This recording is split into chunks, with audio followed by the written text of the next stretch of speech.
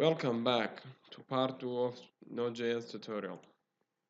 In this part, we are going to set up our environment.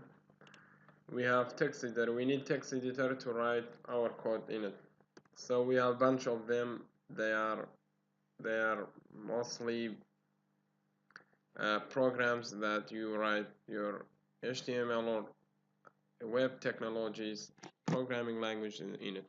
However, in this course, I'm gonna use Visual Studio Code because it is faster than others, and it's up to you which one you like. However, all you need is a text editor. Okay,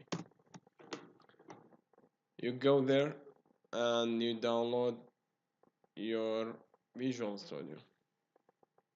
I'm not gonna download because I already have it, and download the one that's suitable with your operating system.